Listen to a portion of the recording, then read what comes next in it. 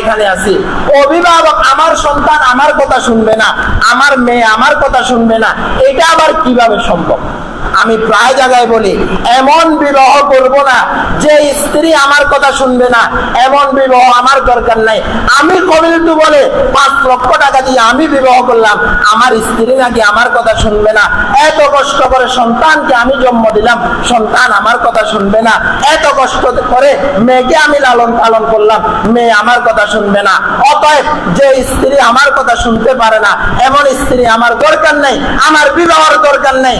যে সন্তানকে আমি আদর্শ মানুষ হিসাবে গড়ে তুলতে পারবো না, মেরে মোহতারাম ক্ষমা চাই, এমন সন্তান জন্ম দিয়েন না।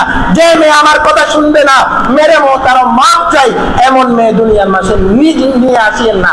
এত কষ্ট করে নিয়ে আসবেন, এত কষ্ট করে লালন পালন করবেন, এরপরে আমি তার জন্য জাহান্নামী হব, তার জন্য আমি আল্লাহর আসামির দরবারে কাঠ ঘোড়ায় দাঁড়াতে হব।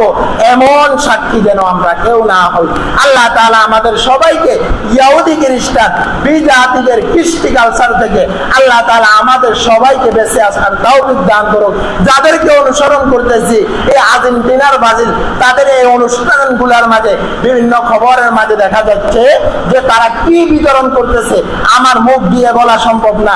যুবক যুবতীদের হাতের মাঝে কি তুলে দিচ্ছে আর কি মেসেজ যুবক যুবতীদেরকে